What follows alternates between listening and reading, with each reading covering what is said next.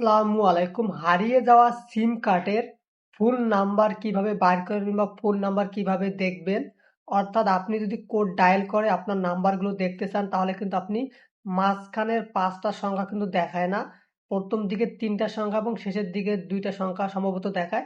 But পুরা নাম্বারটা কিন্তু দেখায় না। আপনি যদি আমার এই ভিডিওটা শেষ পর্যন্ত দেখেন তাহলে কিন্তু আপনি খুব সহজে সব নাম্বারগুলো দেখতে পারবেন যে আপনার কোন সিমটা হারিয়ে গেছে বা সব নাম্বারগুলো আপনি খুব সহজে বার করতে পারবেন। এর জন্য অবশ্যই আপনাকে ভিডিওটি শেষ পর্যন্ত দেখতে হবে। ভিডিওতে একটা লাইক করে অবশ্যই ভিডিওটি শেয়ার করে দিবেন যাতে সবাই খুব সহজে তাদের হারিয়ে যাওয়া সিমের ফুল নাম্বারটা দেখতে পারে। হারিয়ে যাওয়া সিমের ফুল নাম্বার দেখার জন্য আপনি আপনার ফোনে যে মাই জিপি অ্যাপস আছে, আপনি মাই জিপি অ্যাপসে চলে আসবেন। যারা ভিডিওটি দেখতেছেন রিকোয়েস্ট করবো ভিডিওটি শেষ পর্যন্ত দেখবেন, তারপর একটু নিচের দিকে আসবেন। আসার পর এখানে দেখেন লেখা আছে সি মোর, জাস্ট আপনি সি মোরে একটা ক্লিক করে দিবেন। ক্লিক করে দেওয়ার পর একটু অপেক্ষা করবেন, দেন একটু নিচের দিকে আসবেন। যারা ভিডিওটি দেখতেছেন রিকোয়েস্ট করবো ভিডিওটিতে একটা লাইক করে দিবেন। দেখেন এখানে লেখা আছে মাই সিম, জাস্ট আপনি মাই সিমের উপর একটা ক্লিক করবেন।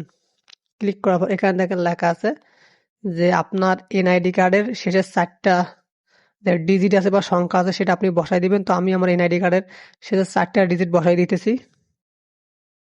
দেখেন 4টা ডিজিট বসাই দেওয়ার পরে এখানে দেখেন লেখা আছে কন্টিনিউ, জাস্ট আপনি কন্টিনিউতে একটা ক্লিক করবেন। ক্লিক করার পরে একটু অপেক্ষা করবেন। দেন দেখেন আমার কিন্তু একটা গ্রামীণ সিম আছে, এখানে দেখাইতেছে ফুল নাম্বারটা। আর আমার অন্য অপারেটর আছে 2টা। আমার এনআইডি কার্ড দিয়ে সেখানে ক্লিক করলে দেখেন মাত্র 3টা 6টা সংখ্যা দেখাইতেছে। তো এখন গ্রামীণ বা মাই জিপি অ্যাপসে শুধুমাত্র আপনার গ্রামীণ সিমের কতগুলো নাম্বার আছে সেই হারিয়ে যাওয়া নাম্বারগুলো সবগুলো দেখাবে। মানে গ্রামীণ সিমের নাম্বারগুলো ফুল দেখায়, বাট অন্য অপারেটর নাম্বারগুলো দেখায় না।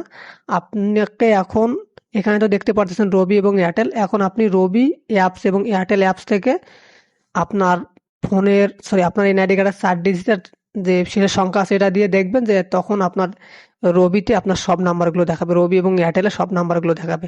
আশা করি বুঝতে পারছেন। আপনাকে এখন রবি এবং এয়ারটেল বা বাংলা লিঙ্কে যে অ্যাপস আছে সেখান থেকে দেখতে হবে, তাহলে আপনি বাকি নাম্বারগুলো দেখতে পারবেন। আশা করি বুঝতে পারছেন।